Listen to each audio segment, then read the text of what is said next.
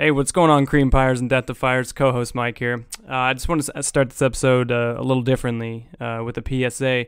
First things first, I want to say the second half of this episode is going to be, the audio is not going to be the best because Dan decided to get with his diver buddies down in Honduras and do an impromptu interview.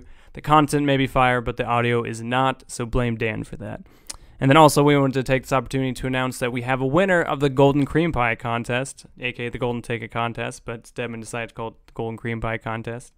It is Jamie from Arizona. So Jamie from Arizona, you'll be getting your stuff here soon, and we're going to have her have a 10-15 minute guest spot on the show.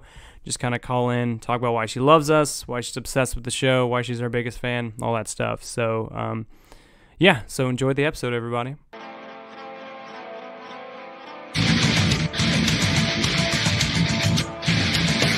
Welcome to episode 21 of the SmokePit. Wah, wah, wah. A fucking amazing podcast.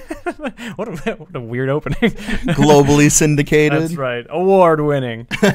We've won several awards. Gluten-free. Paternity lawsuits. Those are awards, right? They're worth their weight in gold. You have been awarded custody. Motherfuck. Yeah, how much do you think your life would change if you had a kid right now? At this second? Yeah. Like if there was a knock on the studio door and there was some gypsy looking lady. Yeah. And she had a little bundle. Yeah. He just had really big pointy ears and obscure freckles. This is yours. Yeah, it is. Yeah, you look down, he's immensely pale and he's got a mini corn cob for a pacifier, and you're like, okay, that's mine. He's covered in tattoos. That is my child. So how would your life change? Oh, I don't know. I assume for the better. Probably give me a sense of purpose, goals, a sense of happiness and pride again. So probably be really bad for the content of the show. No, so would you ever consider adopting? I have thought about that. Yeah, for sure. Yeah. If the situation is right, maybe you meet somebody who already has a family and you consolidate that way. I was adopted and I've given a lot of good thought to that. Yeah, no, 100%. I feel adoption is definitely the way to go. Yeah. See, if I had a kid right now, man, I don't think that'd be fucking good. Yeah. I can barely take care of myself. That's what I'm saying. I would have to become a mother overnight. I'd be watching so many YouTube videos, exactly, how not to kill a child accidentally. How to breastfeed. Yeah, shout out to all those single parents out there. For real, though, that hold that shit down by themselves. Yeah, no thank you. Yeah, that's more than I am capable of dealing with. 1,000%, yes. Yeah. So my name is Dan Sharp. I am the host of the podcast. My co-host, who is burping, as you will come to love if you listen to the show more. It's Mike Sensi. Hello, Mike fucking Sensi. Our executive producer, called EP to avoid confusion, is Mike Stedman. And you can find us all on Instagram. All the social medias. Yeah, all the social medias. Go follow them. Yeah, exactly. Give us good reviews. Well, if you just search Mike Sinti on Instagram, you're going to find a lot of fake profiles. Yeah. So have fun. So we have 2 new sponsors for the show, and I think it's actually a really interesting topic because one's a nonprofit and one is actually not a real sponsor. It's just a product that I ugly laughed when I saw, and I bought it. So I assume you want to start with the product? Yeah. Okay. Mike's Hot Honey. Oh my god! Wah, wah, wah. That's the hot sauce he got for me, and he thinks it's the punniest thing ever. Because it's Mike's Hot Honey. Yeah. And so if you've ever wanted Mike's Hot Honey to dribble down your lips and chin, Jesus Christ, you can buy it now. Usually you just get it for free. But now you can buy it. Yeah, FDA approved. That's right. Yeah. So you're so proud of yourself. I am so proud. Because he hasn't even said thank you yet. I did. That's the first thing I said. No, you said, what the fuck is this? Well, that's my thank you. And so you weren't responding to the product because I woke you up from a drunk nap, so you were just a confused child, just confused to reality. Just seeing shapes. The fuck is this? Yeah, he's on the studio couch. I'm like, hey, Mike's time to record. He's like, what the fuck is this? I'm like, it's life. Calm down. Here you go. And I gave him a bottle and he just starts nursing on it. Yeah, of Mike's Hot Honey. Yeah, and so the second one is an organization that I actually just spent a week with on the island of Roatan in Honduras. Let's hear about it. Warfighter SCUBA. Wah, wah, wah. Yeah, you can check them out at warfighterscuba.org. So they are an organization started by a former infantry marine, and it's to help combat wounded vets with either amputations or PTSD or whatever. And it's or whatever, or whatever. You stepped on a Lego, you qualify. Whatever ails you. Yeah, whatever ails you. A woman broke your heart. Get your ass down here. And they are a fantastic organization. They help combat wounded vets. They bring them down to Honduras, this really cool island. And you do fucking scuba diving. Yeah, absolutely. So while I was down there, I got my my certification for basic open water, nitrox, and advanced adventurer. Yeah. So legally, I am an advanced adventurer. It's about fucking time. Yeah, about time I have a permit. Exactly. Yeah. Now, because we had talked about this before, no bullshit. Like, I was thinking about changing my middle name to Danger. It's true. Yeah, you've thought it multiple times. Yeah, and to the point where you were just like, I will fucking pay for it if you'll just shut up. It's true. It's true. That's how most of our conversations end with that sentence. Yeah. So we definitely look into that now. Yeah. But it's super fucking amazing experience. Like, my first thought was like, oh, Honduras, like murder capital of the world, right? Like, actually, I'm not gonna make that joke. It's very out of taste. Ooh. It was about you. About me? Yeah, but I'm trying to clean up my act. I appreciate that. Well, now I want to know. I'll tell you offline. Okay, fair enough. Yeah, and if you want to know, just DM the page. DM the page. Yeah, There's like 6 people that I won't tell it to, though. Fair enough. Yeah, I'll be like, oh, what do the ducks say to the waiter? Put it on my bill. And that'll be the joke. Whew, we just lost so many listeners. All right, so I get down there. Very small airport, but when you get off the plane, and it kind of reminded me a lot of when I was in Guantanamo Bay. It's right on the water, and beautiful views, and the rock structures and the wildlife and stuff are pretty much the same, because it's at like the very southwest bottom part of the Caribbean, or the Caribbean, if you're fancy. Sure. If you're Johnny Depp. Depending on how much rum you have, it starts at the beginning of the night, the Caribbean, and the Caribbean by the end of the night. And so it's a couple hundred miles, I think, south of Cancun. And so it's like right there in Central America. And it's very much a Central American island, but it's also got like a cool beach town vibe too. Nice. And so you could tell, like, you're in Central America. It was a little bit in the cut, and I was like, all right, cool. Cool. And I look over, and there's like, we stop at a gas station, was like a stone's throw away from the airport.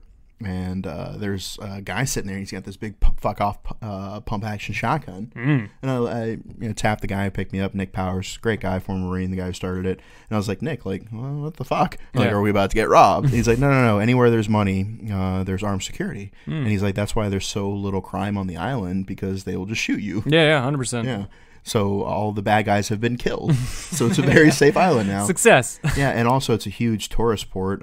So the country wants to keep it safe for that revenue. Yeah. So anytime that there's like any hooligans, right, graffitiing or whatever, they literally send the special forces in there, El Tigre, and they sweep the fucking island and just blap blap. Yeah, and, no more graffiti. Yeah. Did you pay for those Pringles? And so the exchange rate was great. It was like 25 of their dollars to one of ours. And so it was like super cheap. Like I got a beer, a Red Bull, and like a bag of chips for like $2. A Mike Cincy dinner. Yeah, and so it was fucking amazing. And so we went diving, and just clear water, absolutely gorgeous. Like I can't talk up this place enough. Nice. So if you're combat wounded, check out Warfighter SCUBA. They're on social media as well. If you're not, please consider donating and supporting them. They treated me really well while I was down there. Good. I only got 3 fingers in the butt. Exactly. Well, that's just customary. Yeah, but see, like the thing is like there's a Japanese prank that's called Concho. If our EP will stop making noise, you clasp your fingers together like this. And those of you who watch Naruto, I know what I'm talking about. Right. And when somebody bends over, you give them 1,000 years of pain. Oh, okay. What it is, right in the butthole. Wow. And there's actually pictures here, and I'll pull it up while I'm talking, of me getting the Concho. And so that was 2 fingers. So you might ask yourself, where did the 1 finger come in? Exactly. But that's for another episode. Wow, so many secrets this year. Yeah, so we get down there, and it was just so cool to be able to get in the water and use the gear and learn the skills and do like the immediate and remedial action drills. Like, what do you do if you lose your respirator, or if like you run out of air, or if something goes wrong, you know? And I'll pull that up later. I'm gonna forget what I'm talking about. Yeah, so there's a few highlights, right? Yeah. And one of the ones is we went down to like 115 feet, and we scuba dived this shipwreck. Aguilar, I think it was the Eagle. You know, like okay. Everything has really badass names. Yeah, you know? yeah. And we swam through the shipwreck. It was just fucking awesome because, like, you know, who fucking gets to do that? And at this depth, you're breathing like 4 times the Earth atmosphere. Like there's 4 times more pressure, so you're breathing 4 times as much air, basically. Yeah. And you know, so you have to be very, very cognizant of like your levels and your depth and your consumption and all that stuff. And so a lot goes into it. So it's like almost like a form of therapy, you know, like, well, not almost, but like meditation. Yeah, yeah. Because like you have to focus on your breathing. Because not to be dramatic, but like any breath could be your last. 100%. You know, like if your gear fails or if you get stuck somewhere, like, you know, you have to swim to your buddy and like use their reserve. You know, like you have to be, you know, on the fucking ball. Yeah, yeah. And so it's like a form of meditation. You know, just being down there. And so we're at like 100, 115 feet, and we see this fucking sea turtle. I'm like, all right, that's dope. So we went with the sea turtle. Yeah. We saw eagle rays, and, you know, I gave him a piece of my mind because what his cousin did to Steve Irwin, the stingray bastards. R.I.P. R.I.P. And R.I.P. Steve. And, you know, we saw barracudas and eels and giant lobsters and shrimp, and it was fucking awesome. Yeah. It was the second largest coral reef system in the world, and it's the healthiest. Nice. So it's not as big as the Great Barrier Reef, but it's bigger than all the others, and it's healthier than the Great Barrier Reef. Beautiful. And then I ran to this other turtle like maybe 5 minutes later, and this one was an asshole. He started coming after me, and I was like, "Oh, get back, Mr. Turtle Man! Yeah. You need to get bit." Turtles are known for being chill, so this is news to me. Yeah, so this turtle was possibly a terrorist. Oh, okay. You know, Okay. He had affiliation. Those reports aren't confirmed yet, but I have my suspicions. That's fair. That's like fair. he had jihad in his eyes. You know, and I was like, "Get back." Yeah. And it's just sickening that these terrorist turtles, you know, target wounded veterans. You know, for that is something that's not talked about enough. Yeah, it's really not. Yeah. And so we also did a night dive where we, after we got all our certifications, we kind of went on like a little moto run, but in like dive form. Oh, cool. And we went through some coral reef tunnels at nighttime, which is fucking terrifying. Yeah, that's scary. Yeah. Yeah, we had like a Surefire, and so it was like a horror movie, you know. Nope. And if you watch the videos on my YouTube, and hopefully we get EP to do like a picture-in-picture for the YouTube video. If not, just like cut it out or whatever. But check us out on YouTube. Yeah. And it's like a fucking horror movie because it's like all you hear is your breathing. It's like it's only Darth Vader's like and like your single beam of light and all these fucked up creatures like living in the coral, fish looking at you, fingers in your butt. Like it's just wild. 1,000 years of pain. Concho. And I get to this point where I'm like, wow, man, like I'm doing this. Like I'm like 30, 40, 50 feet under at this point. You know, just going through these, you know, little coral reef tunnels. Or it wasn't anything like super complex. Yeah. Or I wasn't like exploring uncharted area. Like I had dive masters and instructors with me. You know, it was a very charted course. It was straight line, and there were several breaks in the overhead. Yeah. So I got a lot of angry messages from fucking tryhards. Really? Yeah, like, oh, I fucking did scuba back in 2012, and yeah, so you're an idiot. Yeah. I'm like, okay, dude, like, chill. I once went underwater. Yeah. Gotcha. Okay. Cool. I am currently taking a bath. That's right. Now my phone's ruined. Yeah. And so I'm like, man, like, wow, this is crazy. Like, there's people out there that like explore like deep shipwrecks or do like underwater welding. Yeah. Or, you know, they go tunnel exploring and they find like geological fucking gems that are important to like the knowledge of humanity, and, you know, like precious metals and artifacts, or, you know, remains of like sailors that, you know, they excavate, and now that person gets to be buried in their hometown, you know. And I was like, you know, it's like, I'm not scared at all. Like, it's a little scary at first, but now I'm like coming into it, and I was like, maybe I could be this guy. Like, maybe I'm the guy that does this, you know. Like, and then I got stuck. And like I was like, nope, I'm not that guy. Like, immediate panic. And then, you know, sure enough, like, I was like, okay, like, you know, I remember the brief, I remember the training, and so I just had to, like, shimmy my way through, and I was fine, you know? Yeah. And nobody even had to help me. I just have this, like, thing of, like, Winnie the Pooh stuck. Like, your ass is just out. Yeah, exactly like that. And so it was definitely interesting because, like, your life is in your own hands at that point. If you come up too quickly, you can hurt yourself. If, you know, you get yourself fucking stuck, like, you could get yourself injured, but then if somebody tries to help you can get them fucked up too. Yeah, and so other than that, it was a great experience, man. Like, I've been posting a lot of videos on my story. People find it pretty therapeutic. No, I mean, the videos you posted looked really, really beautiful. Yeah, it was gorgeous, man. Made me miss Hawaii. I used to spearfish, and Yeah, just having that sense of freedom and just like that little bit of fear because it's open ocean and it's the unknown, and yeah, it's pretty cool.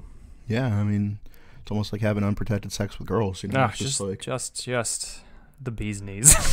yeah, it's like it feels amazing physically, but there's a little ting of danger there, yeah, you know. It shouldn't be tingling. Yeah, so I've been trying to convince Mike to go get his certification so we can dive together. I should, but in my defense, I'm lazy. I drink a lot and I forget. So yeah, that's why I keep bothering you. So if you'd like to see Mike and I go scuba diving, visit MikeCreampiedMe.com. Jesus Christ. Buy yourself some Combat Combover Pomade with our discount code Creampie. Creampie. Yeah, Creampie. And then send Mike an angry message with your new styled hair. Exactly. And hopefully he'll respect your drip so much because you'll be looking so good. I do respect a good drip. Yeah. The tingle. The tingle. Ugh. Yeah, and so your style will be on point, and so he'll respect you more, and then he and I can go scuba diving. That's fair. This is all on you, people. Yeah, it's all on you.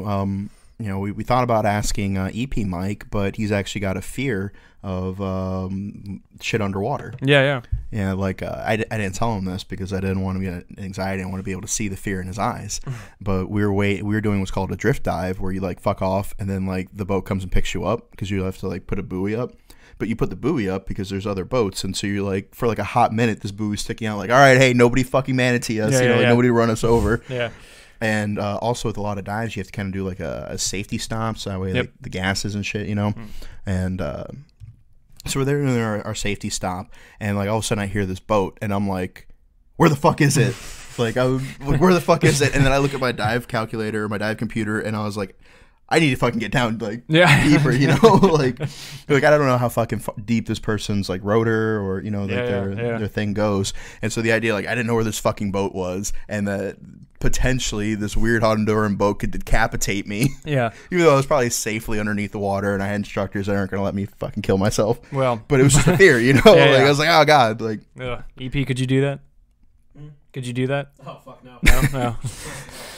But the water was so clear that like when we did the shipwreck, like as soon as we got in the water, like you could look down and you could see the boat underneath you like 90 feet. Yeah. Because it was a 230 foot long boat. Damn. And like the water was so fucking clear that like you could look out and just like see the expanse. And one of the coolest parts of the whole trip is we went to the edge of the seawall, and it's like where the coral reef kind of like died off. And then it was a steep drop, and then it was just like open fucking ocean. That's dope. And like I looked at that and I was like, man, that's where all the fucking sharks and giant squids and mermaids, you know. And then I swam out there and I was like, I'm gonna find the mermaid cheeks. I'm gonna clap them. Yeah, that's right. Here I come. I'm about to raid Area 51. I'm about to raid Atlantis. Here I come. Ariel. Everybody's cheeks getting clapped. Exactly. Part of that world. What is this called? And I'm like, it's called chlamydia. Thingamabob? No, chlamydia, lady. No, you really know. You have chlamydia. Yeah, seriously, you need to go get checked. But yeah, so I think that would be awesome to get an underwater GoPro and just watch EP just freak out. Yeah, for sure. You know, like, what's that? What's that? We should do that. We should do it like our own kind of fear factors. So I can confront birds, he can confront the great depths, and you can confront just being happy. Yeah. Yeah. But like, here's happiness. I'm like, no, get away from me. Not in this house. But then what will I have to make memes about? Exactly. Robbing me of my social media career, you monster. Doing this for us. Yeah, and so but other than that, it was these like small little experiences that kind of like really stick out. Like everybody was fucking strapped down there as far as like, security, but they didn't have like Glocks like you're used to seeing here in America. They all had like these big irons on their hip. Yeah. Where it was like a Western, like this dude's got this massive fucking revolver. Yeah, something got from the mystery box. Exactly. They're like, man, I really hope like no more than 3 people attack, because otherwise he's gonna have to reload. Exactly. And they're all dressed like paramilitary. Like they have like the jump boots that are bloused, and like the tactical gear and the hat and all that stuff like that. So yeah, it was definitely really interesting because I felt like I was in Central America. You know? Like I've never been to that part of the world before. I've been to a lot of other places, and like when you're in Cuba, like they had like fucking Glocks and like MP5s and M16s and stuff. But here it was all like shotguns and revolvers. So like They play for keeps. yeah, it's like when you're playing like GoldenEye and you put like or like Call of Duty or whatever, you put the mods. It's like, all right, only pistols and shotguns. Yeah, exactly. No cheating, guys. No cheating. Come on, guys. And then also like the food was amazing too. Oh, for sure. Yeah. But I burnt the fuck out of my tongue. Like the second day I was there, because I was trying to eat healthier, right? Sure. And they're like, you look good. You look good. Thank you. You're welcome. And they're like, the special of the day is like a carrot and ginger soup. And I was like, all right, well, that sounds like what somebody who hates himself would eat. Exactly, yeah. So, like, someone with a six-pack would eat. Yeah, and so I'm going to eat that. And it burnt the fuck out of my tongue. Nice. And Nick was like, oh, so how's it taste? And I was like, I can't fucking taste anything, you know? Like, my tongue's burnt. I thought it was very explicit with all the profanity on how I burnt my tongue. Right. But if I had to say, some sort of like eclectic hipster wizardry bullshit is what it tasted like. Oh, for sure. Yeah. So if you went to a chef and you're like, I want, then describe that. Yeah. That's the soup you would get. Tastes like sweat and defeat. It's like, yes. And so my absolute favorite part of the trip, though. Yeah. I got some local residents to watch the podcast. Oh, nice. And they liked it. Good. Yeah. The thing is, though, is that they said that you look like you had the flu. They watched it on YouTube. And I said you were just hungover. That's just what I look like, all right? I'm pale and I'm hungover pretty much 90% of the time we record, so this is what I look like, people. They're like, why is he sweating so much? Yeah, I'm just dying. He's got dengue fever. Have you tried shooting me in the face? So I was like, no, he's just hungover. Well, that didn't translate so well. Okay. Because, they're not bitches. They don't get hungover. Listen, I ain't no bitch, but I'm hungover a lot, so. But to be fair, yeah, the pure volume of alcohol that you consume, like I think that would kill most Hondurans. Oh, 1,000%, yeah. Because they're small people. Now, I've told people my liver is going to outlive my entire body for sure. If I'm not dead yet, I'm not going to die. I'm invincible. Yeah, so like he has a healing factor like Wolverine, but it's only to his liver. Just the liver, strictly the liver, yeah. It is working overtime. Yeah, it's even for someone with X-Men abilities, it's like woof. Yeah. And so it didn't exactly translate to hungover, and so but they have a saying though that is yo tengo goma, which is more or less, if I mispronounce it, fuck you. I have the rubber. Oh wow! Yeah, because like when you're hungover, you feel kind of rubbery. Oh, okay. Yeah. Swaying back and forth. Yeah, which is hilarious because you never use rubbers. This is all full circle. Very well constructed story. Good job, man. This Thank is you. good. Yeah, and so like I thought that was very funny, and also met some Marines down there. Yeah, they showed me that. Yeah, they were on a MAGTAF group. Yeah, they were down there. And small fucking world, even smaller Marine Corps. I was actually this guy's combat instructor at infantry officer course in Quantico. Awesome. Back in like 2009. That's so cool. Yeah, and I guess like once Florida veteran meme popped off and my face started getting out there more, he's like, wait a second, I fucking remember that asshole. Yeah. No, that stupid fucking face. I know that stupid fuck. Dumb fuck. Dumb fucking idiot. Follow. And yeah, but the fact that like I was in Honduras and like we found a podcast listener, that's just super humbling. That's so fucking cool. Yeah. Yeah, and so we appreciate everybody out there, because if you're listening to this podcast, like you're not alone. Yeah. Like there's a lot of people out there that feel the same way you do. They have a lot of the same troubles and experiences.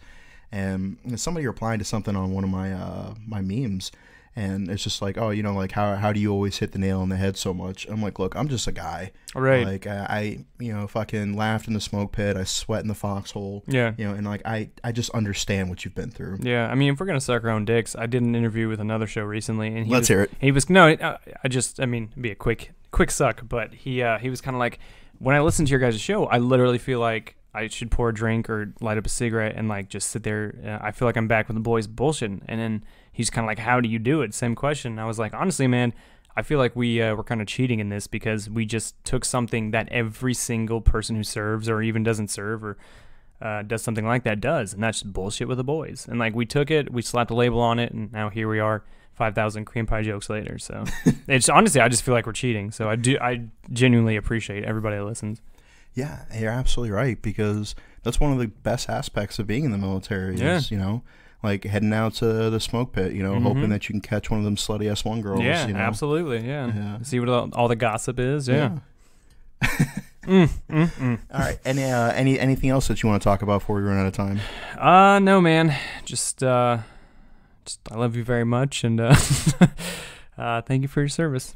Yeah, so coming up after this, I actually recorded a little bit with Warfighter SCUBA and one of the other divers that was there. Yeah.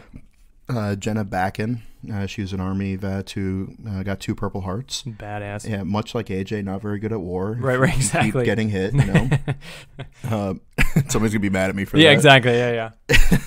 And yes, we sat down, we recorded a little bit. So I was in Honduras when it was recorded. So not only that, but then the fact that EP's got to put his hands on it. So I apologize if it's not up to snuff. It's going to be in Spanish. The whole thing's going to be in Spanish. Telemundo. Yeah, how do you even do that? No, necesito tu vasos de agua. Like, what the fuck? Yeah, so stay tuned for that. But also make sure you check out Strikeforce Energy.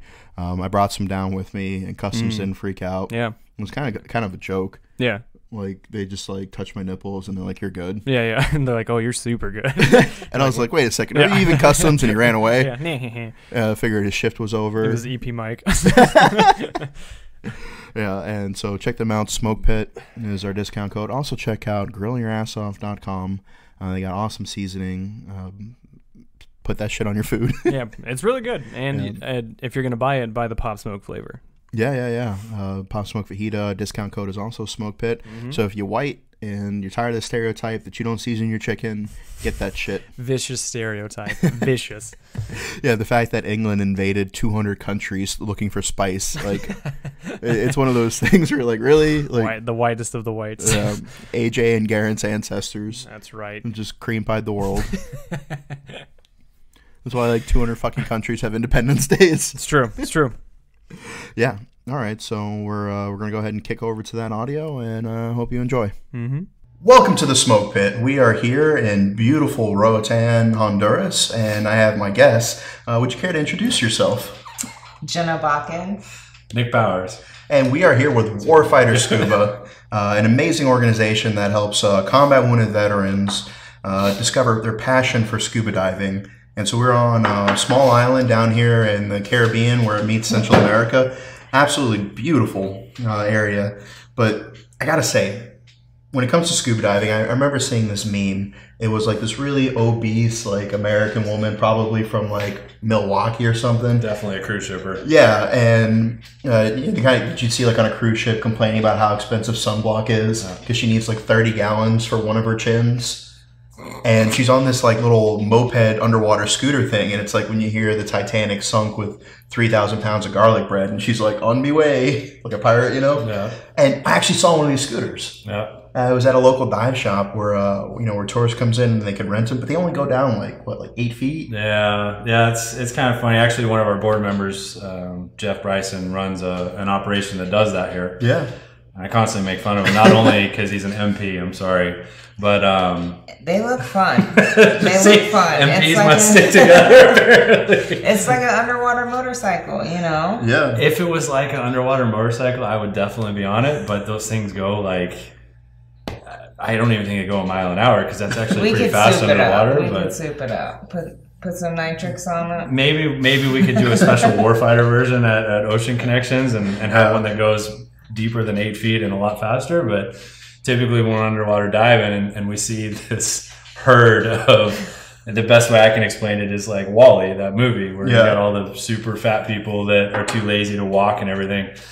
Oh God, I'm going to get so much hell for saying that, but you see this herd no of body shaming. Yeah, sorry. You see this herd of like these yellow scooters just kind of bobbing along, and you're looking at them like, dude, scuba is so much better. I'm down here with the turtles, or I'm with the fish and everything, and you're like just up there in this weird bubble. I don't know. It's not for me, but you can definitely try it on one of your next trips. We'll try it. And we'll laugh at you. So I'll just bail and come back. Have you seen anything super crazy while you've been diving down here? I know we've seen some crazy things in the last few days. No, I think the craziest thing that I saw was actually, it happened to me. My wife and I were filming for a Travel Channel. They were doing like this underwater special or whatever, and they were going to like different underwater hotels and restaurants and things. And I actually showed you guys at West End that guy that has a submarine. Well, my wife went down in that, and I was scuba diving outside of it at like 60 feet with the cameraman, And, you know, the whole training where it teaches you, like, don't dive if you're sick. Or the best way to prevent sinus squeeze is what? Don't dive with the cold. Bingo. Yeah. Well, I was trying That is a testable question. You remember that. You will be tested on this later. But yeah, so I decided, like, I could barely talk. My throat was swollen shut. And they were like, are you sure? And I'm like, yeah, I'm fine. I'm a dive master. I'm fine. I'm good. Well, at 60 feet, my throat, like, swelled shut. And I couldn't breathe. So I had to do that emergency ascent that I taught you guys and said last case. Like, well, that was pretty much my last chance. Case. So they're in the submarine and they just see me go, like, oh, shit, and shoot to the surface. And I, like, basically punched the cameraman and did this. And it was like 6 foot. It was not like everything about that day said don't dive, but we did it anyway. But that was like my weirdest, wildest experience. And unfortunately it was with me, which I guess is better than having one of my students have that happen. Right. But and for those of you who don't really have the ability to put that in context for, you know, the Marines out there who don't quite understand numbers, 60 feet, was that like 6 stories, 5 stories? Figure 10 feet a story, yeah, so 6 stories. Yeah, so you're 6 like stories. 2 barracks buildings? Yeah. You're 2 story or 6. So you got me confused. You're 6 stories Right. underwater. You're 6 stories underwater, and you realize, oh fuck, there's a problem. Yeah, it's not a fun situation. I mean, you couldn't have stuck a toothpick up my butthole at that moment. Like, it was so like, and normally it's kind of loose. I mean, you've heard it pretty much all week. So Yeah, the food down here is it's flapping in the wind. it is delicious, but boy, man, it comes out quickly. It announces itself like a gay dude at a party, you know, like Liberace kicking down the door. I have arrived, peasants. Well, I guess you left one of those earlier because she said you needed to go to the Yeah, doctor. you might need to go to the hospital. Hospital. And so you skipped the doctor straight to the ER. Something has died inside of you. Yeah, hopes and dreams, my friends. Hopes and dreams. Yeah, I think I guess the craziest thing that happened to us while we were down here is like, I think we're at like 60 or 70 feet, and all of a sudden, like, my regulator just starts going like blah, blah, blah, blah, blah, blah, blah, and like, I'm like, fuck, man, I already use more air than anybody else. Like, I can't afford to like lose any. And so just like an old radio, like, I kind of pulled it out of my mouth. I bopped it once, I looked at it and stopped, and I was like, okay, like, back to diving. Yeah.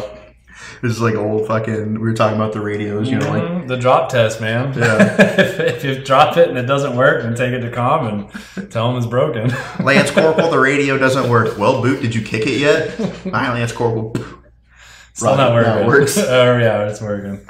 So as far as anybody who wants to get into the sport or, you know, get into it recreationally, what advice do you have as far as what are the good aspects of the dive community and diving, and what are some things that people should stay away from, or some of, like, I guess you could say the more toxic traits, no pun intended, as far as oxygen. Toxicity.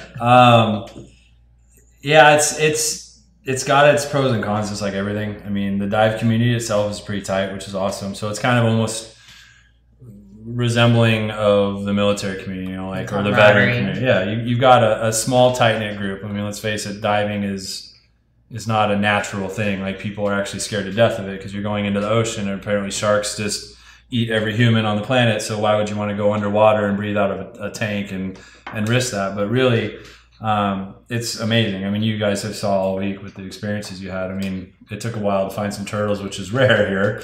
Normally turtles are on every dive, but we got your turtles, and you can see how peaceful it is. Yeah, right.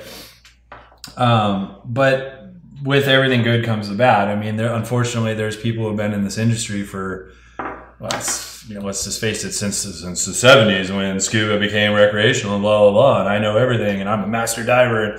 And you get these people that kind of push everybody away because they're assholes. And because you don't know something and you ask a question, they treat you like a pile of shit. Kind of like when you're a boot-ass PFC or a private and you go up to your corporal when you don't know something, then you get fucked with. Yeah, because as soon as I got my certification, the first thing I did was got a condor hat with the patches. It says diver, Warfighter SCUBA on here. Like, I became the tactical diver bro. You know, I got the shirt with the alpha flag on it. You know, unfortunately, we carry that along. I mean, I was definitely kind of a gear queer when I was in. Yeah, I'm officially a gear queer when it comes to scuba. I got to have all the nice Gucci shit. So when I designed this stuff, I brought along some aspects, you know, especially with the patches because everybody likes patches. Oh yeah, for sure. But yeah, no, it's you know, if you run into a person like that, just take it with a grain of salt, and don't let that person push you away from this industry, because it really is amazing. And they're starting to fade out because they are getting archaic. They're dinosaurs. The new generation is taking over, and it's a good thing that we don't typically act that way. So if you don't know something, I'll explain it to you. I don't think you guys felt like ostracized for not knowing. Even though that's kind of how we dig at each other and have fun and stuff. If you guys had a question, I didn't, at least you can tell me now. I never made you feel stupid, right? Yeah, because I always felt like, being on the group, like I'm the weak link. I'm the newest diver there. I'm the least experienced. If something goes wrong, it's probably going to be my fault. And I need to be able to pay attention to everything, because I don't want to be the reason that somebody, gets injured or, drowns or gets decompression sickness because we had to come up too quickly. And so, I was, super fucking nervous about that. And especially, when we're going through, the coral tunnels at night, I was like, man, if I get fucking stuck down here, one, I'm probably going to die. Two, if I survive, I'm never going to hear the end of this. Yeah, to be fair, that would be something that it would live long past your grave for sure, because that's how you'd be remembered. Yeah, and then it's just like... Your legacy, getting stuck in the coral. Yeah, fucking PT yourself lunchbox. Or bulldozing through some of it. You're trying to hot dog and showboat. And then you'll get in trouble with the environmentalists. Oh, fucking hippies, right? You killed the environment. Just want you to know that. Single-handedly. Yeah. If global warming happens, it's from this guy. Yep. And okay, so... Yeah, okay, next topic. Anyways. I was hoping I'm going to cut that out because I was going to say some very choice words, but people need to beat their children. Oh, yeah. It sounds like they are beating their children. It's Honduras, so apparently everybody thinks it's the murder capital of the world. Someone might be getting murdered right now. Who knows? Good on them. They should be quiet, have some decency. All right, so we talked about some of the goods and the bads, some of the crazy things that happened, but now let's take the opportunity to get to know Nick a little bit better and figure out how Warfighter SCUBA came to be. Let's see here. So you served in the Marine Corps. Yes, sir. And you were in for 3 heartbeats. Yeah, I did my 4 and out. I had a hard time keeping my mouth shut, so it definitely was not an organization that smiled highly on people that question things. So and if you can't tell the height disparity, he's 6'7", so you can imagine he got shot at a lot. When the sniper's laying in prone target. And he's looking at the patrol and he's like, all right, because this Marine Corps should be 5'2", 5'3", 5'4", 5'1", 6'7", 5'3". Wait a second. He must be in charge. He's the biggest. No, well, the funny thing is I went to MSG school. Unfortunately, I got dropped the day before graduation. Long story. We won't get into it. It was bullshit. But because I qualified with the pistol, the TO, the task order said anybody who's qualified has to carry it. So I had this piece of shit Beretta. You could shake it and the barrel was just flopping around. You might as well just throw it. Exactly. Half the patrols I went on, I didn't even load it because it was what's the point? And I forgot. But, the whole thing with pistols in Iraq, right? That was a sign of power and authority because Saddam would execute people.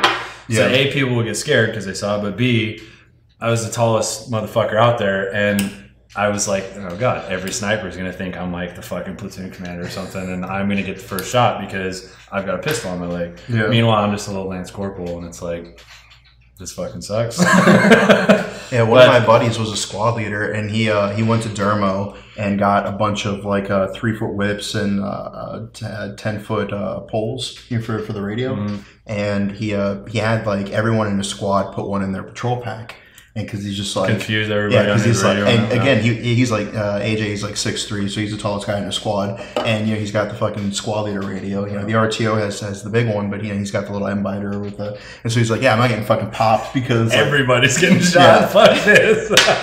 And then he wanted to everybody to have no rank on their flat jacket and stuff. And so his patrol comes back in after some 2-week op or whatever, and whatever fucking asshole was in charge of the patrol base was like, why does everybody have a radio? Why does nobody have rank? And he's like, well, I'm trying to keep the enemy guessing. Yeah, guessing. Yeah. I'm not trying not to be complacent so they can figure out who our TTPs are and stuff, And the guy's like, oh, you can't fucking do that. You're going to wear your fucking rank and nobody's wearing these antennas. And he's like, really?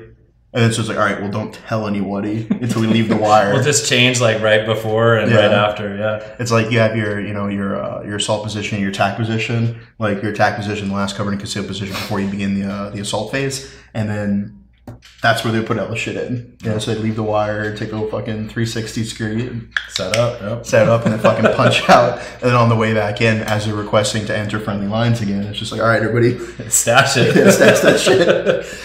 Nobody got caught. All right, and so how do you transition, from stacking fucking bodies and then slaying fucking dragons? Yeah, I think the only time I did that was in boot camp when we were bayoneting the fucking dummies. How do you transition from that to Warfighter SCUBA? I had a hard time getting out. Like my issues with depression and everything definitely came from my booze habits. But I actually got out of it a lot from going back to Iraq and contracting, making the big bucks. But I contracted for about 3 years after I got out of the Marine Corps. Blew my back out for the last time. Got 6 herniated discs now, 4 in my lumbar, 2 in my thoracic. And that was basically like, okay, there's no more playing, G.I. Joe or anything. If you weren't a fucking brontosaurus, you have so much spine to fucking break. Maybe you can tell that to like everyone in the Marine Corps, like the bigger you are, like you should carry less shit because your center of gravity is a little bit different than everybody. So give it to the smaller guys. I'll throw you under the bus now. No, because the Marine Corps has that sick joke that's like, oh, you're 5'1", here's the saw. Yeah, there's a lot. Yeah. Oh, you're already struggling? Yeah. Here's an extra ammo can. Like, dragging fuck a barrel on the ground. Yeah. Oh, good. You want to be weak? Here's a mortar tube. Like, stop bitching. Stop fucking bitching. Your life could be worse. Yeah, so I don't know. I bounced around everywhere, did my whole issue with my own suicide tendencies and drinking, and lots of drinking. But we moved down to Roatan, and I got back into scuba diving. I got certified when I was 12 with my dad. Never took any kind of insight into like actually doing it when I was stationed in Hawaii, like an idiot. I was too busy drinking when we were in the field or whatever. And so I got back into it, and like immediately was like, holy shit, like this is amazing, Talked to some of my buddies who were like got their scuba bubbles in, asked them what they felt like whenever they're either training or just fun diving or whatever, and they said the same thing, like it's just relaxing, you're weightless, you're not thinking about shit, you're just thinking about present moment or what you might have to do. And told them what about starting something like Warfighter, and they're all like, yeah, you should do it. And that's kind of how it was. It was just kind of like a group chat and turned into just starting it up. And luckily, a lot of the dive centers and equipment manufacturers have been super supportive, and they donate us gear. Or the amount of money that we have to pay like for the diving is nothing. I mean, the resort you're staying at, Infinity Bay, they donate all the rooms for everybody, so you get to stay in these beautiful rooms. Unfortunately, you heard some of the loud noises from outside. It does get a little loud like any hotel, but honestly, I mean, what do you guys have to say about the resort? It's phenomenal, it's right? Beautiful. Yeah, we're right. There's an infinity pool right there that leads to the beach. Like it's literally paradise. Yeah, and you meet up every morning right there on the beach at the dock and take off and go on the boat or do a shore dive. And I don't know. It's just kind of like for years I tried to give back, to the veteran community for everything that we've given, and kind of my like survivor's guilt complex of, my friends that died in Iraq and just all the stupid shit that you see over there. But, this one finally stuck because it was actually something productive in life. It's teaching you a new skill that you can use in over 70% of the world, and something that forces you to get out of your head. And, it's not a drinking group that just leads to more stupid shit, more trouble. Usually a big group crying fest of just depression. Yeah, so I don't think I've had anybody cry who's come through here yet. I mean, I was crying on the dive, but that was unrelated. I couldn't see it because your mask was so fogged. That's why my mask was so fogged. Tears. Now it makes sense. And so Jenna was injured in combat, and so as a wounded warrior coming through this program, how does this compare to other things that you've done? I'm a big advocate for recreational type therapies, hiking, biking, kayaking, and I have to say, this is the first activity that I felt like I can do it independently. I can't bike for long because I can't sit because of my hip and my back fusion. I can't hike without my dog. He has to pull me up the mountains. Thank God he's 150 pounds, like a little mini horse. You can ride your dog for sure. I work him hard. I'm like, come up. You know, I can't do it myself. But with this, I can put the gear on. I get into the water. I'm weightless, and I have the mobility that I don't have on land. Not only that, but like Nick said, all you're thinking about is the present moment. It's serene, it's relaxing. I'm thinking about my breathing and just looking at a whole nother world down there. It's almost undescribable, but truly one of the best recreational things I've ever done for my PTS and my anxiety. I fell in love with it. Awesome. Well, folks, you heard it there. Nick, where can we find you? WarfighterSCUBA.org. And are you on social media? Yes. I try. Where can He's we actually find taught me a lot of good stuff on Instagram because I have no idea. And another veteran who came through, Jay Fain, he's been yelling at me consistently. You need to post more content and do this. And it's like, I don't know what I'm doing. But yeah, you can find us, I think, under the, not hashtag, under the user tag name, username at Warfighter SCUBA on Instagram and Facebook and Twitter and YouTube.com/Warfighter SCUBA. Fantastic. And so you primarily tailor towards combat wounded veterans. However, if if other veteran who wasn't combat wounded, they want to dive, what kind of separate program or kind of deal do you have for them? So any active duty or veteran, regardless of combat status, injuries, etc., I will personally donate my time and teach you scuba diving for free. I can also negotiate good rates at this hotel or many others on the island. But if you're able to pay your way here, I'll definitely cover all the scuba diving under Warfighter SCUBA because I want this to be a skill that, you know, as many people as possible can enjoy and hopefully prevent any kind of mental issues, depression, suicide, you know, God forbid, but anything to help put another tool in somebody's kit to just enjoy life more. Yeah, and if people are already certified, they can come down here and you kind of give them a once over in the pool, so make sure they don't get you killed out in the ocean. We can do a refresher, and you know, we cater. We use Infinity divers here at Infinity Bay, and you know, we can cater to whatever. Sorry, I'm trying not to hiccup. All right. And so if you're not able to come out here to dive with them, please consider donating whatever you have, whether it be $1 or if you know any company who is looking to give grants or charitable donations, especially before tax season comes to an end. Check out warfighterscuba.org. And be as generous as you would want somebody to be to you. Yeah, and I can say, and I'll gladly show you any financials that you require beforehand. 100% of the funds goes towards the vet. I don't take any kind of salary or anything. Everything goes to the veterans that come through the program or any active duty that wants to come down and also join in on scuba diving. So yeah, and this island has been nothing but safe and accommodating and welcoming and beautiful. Yeah. We're what do you say, like 80 miles away from the mainland? 32. Okay, 80. Your math is terrible. 80 kilometers. I mean, I'm a math doctor. Well, 1.6, whatever that would be. So still, that's like 70 something, right? Oh, close to. So 80 kilometers. 80. Yeah. Okay. Yeah. So we're 30 miles or so away from the mainland on this beautiful island of Roatan, and sportsdivers.com actually ranked Roatan as the best spot to go scuba diving in the Caribbean. Yep. Because you have shipwrecks, you have we have the healthiest reef system in the entire world right now. Yeah, the healthiest reef system. It's the second largest in the world. It's a paradise for extroverts, is what they said, because you can do all sorts of water sports, not just scuba diving, but fishing and jet skiing and all that. And the exchange rate is great. There's armed security everywhere, which I don't really feel like it's necessary, but it's nice to have. Yeah, someone probably don't have any rounds for any of their weapons either. It's just a show of force, right? Like in Kuwait. Yeah. Yeah. The Ugandans at all the bases have like one mag, like, and it's not even full. You know?